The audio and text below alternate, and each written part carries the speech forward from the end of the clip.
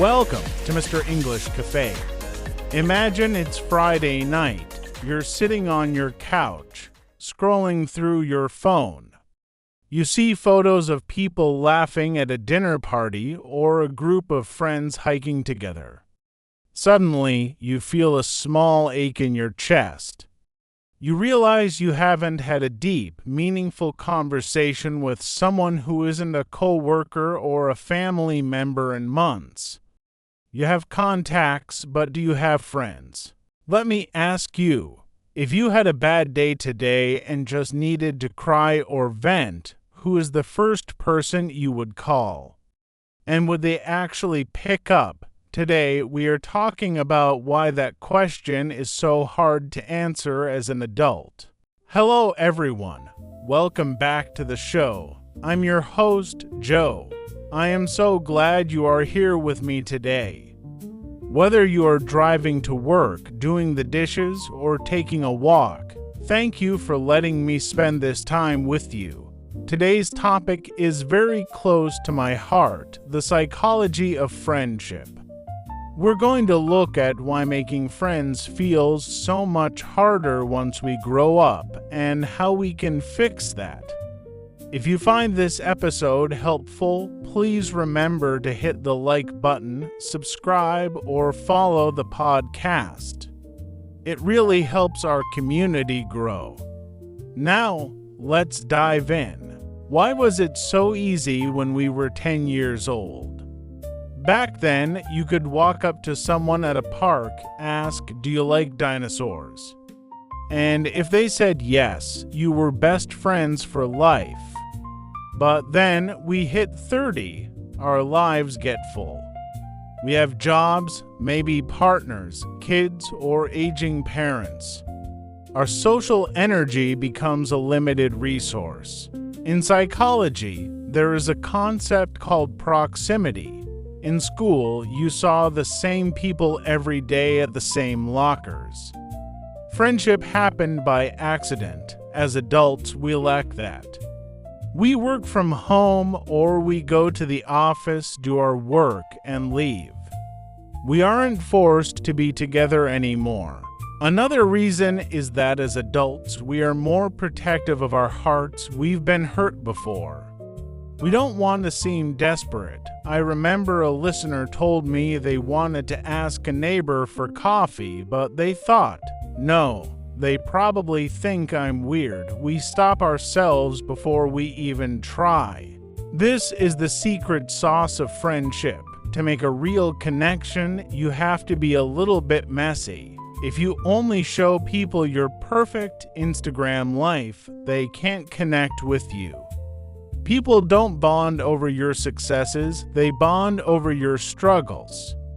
If I tell you I'm stressed about my job and you say, "Me too," that is where the bridge is built. I want to share the pieces of wisdom that changed the way I look at my relationships. The first comes from C.S. Lewis, a famous British writer who wrote the Chronicles of Narnia. He was part of a very famous group of friends called the Inklings who met in a pub to talk about stories.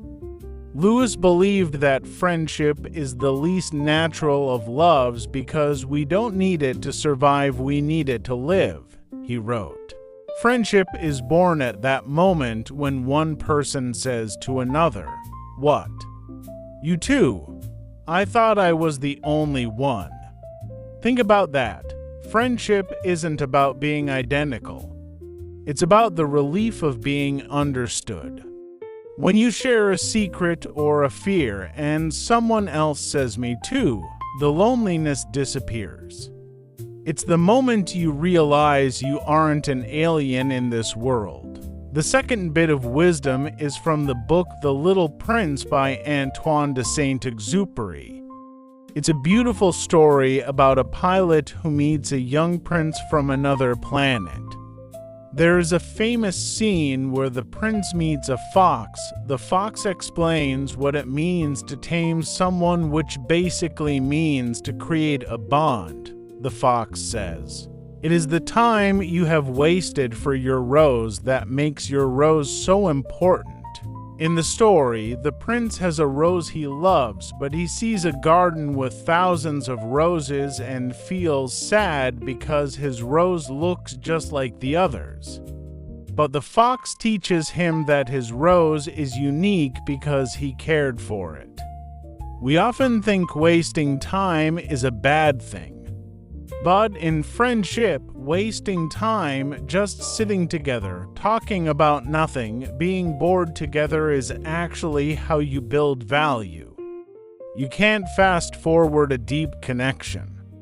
You have to waste time to make it special. So, how do we fix this? How do we find our people in this busy world? Let's look deeply at 3 suggestions. 1. The 3-time rule and the 50-hour threshold. Research shows it takes about 50 hours of time together to move from acquaintance to friend. That's a lot of time. The mistake we make as adults is giving up after one coffee date if the spark isn't there.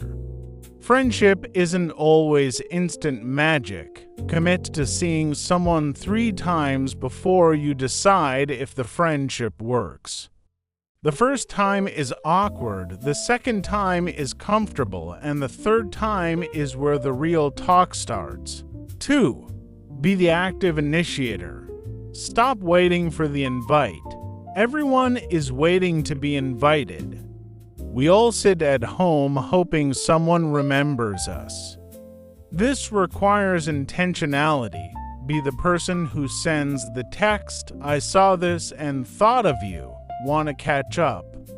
It feels scary because you might get a no, but remember, a no usually means they are busy, not that they don't like you.